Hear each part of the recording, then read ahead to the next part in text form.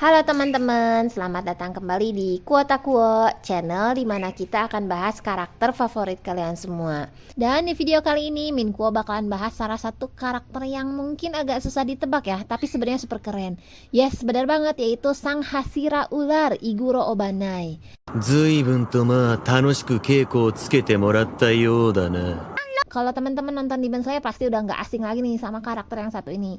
Meskipun penampilannya agak-agak serius banget, tapi ternyata ada banyak hal menarik tentang perkembangannya. Yuk kita bahas bareng-bareng.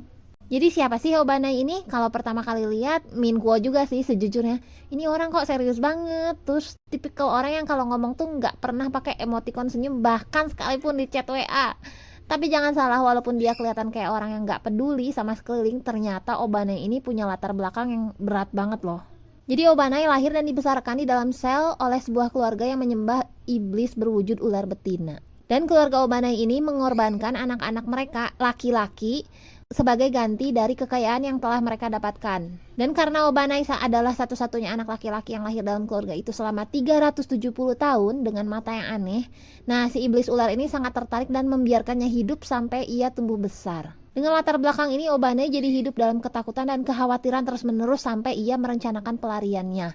Disinilah ia bertemu dengan Kaburamaru, yaitu ular yang dianggap sebagai teman dekatnya dan bukan hewan peliharaan. Nah, karena latar belakangnya yang berat banget ini, Obanai jadi punya tekad yang kuat untuk melawan iblis. Nah, teknik pernafasan yang ia kuasai disebut dengan nafas ular. Iya bener, nafas ular. Nah ini nih yang bikin Obanai beda dari Hashira yang lainnya. Kalau yang lainnya alih-alih pakai nafas api atau air, ia malah menggunakan ular sebagai senjata bertarung. Meskipun Obanai sendiri kelihatan super serius, tapi sebenarnya dia juga punya sisi peduli yang sangat dalam loh. Dan walaupun dia jarang ngomong atau nunjukin ekspresi yang ngeleleh banget gitu, dia tuh ternyata peduli banget sama teman-temannya. Misalnya aja dia cukup perhatian sama Tanjiro dan yang lainnya, meskipun kadang caranya agak kaku atau nggak langsung. Dan ini juga yang bikin kita lihat perkembangan Obanai yang lumayan jauh dari awalnya yang super tertutup jadi mulai terbuka ke orang lain. Yang menarik nih, Obanai ini sepertinya punya hubungan yang cukup unik sama Mitsuri Kanroji, yes si Hashira cinta.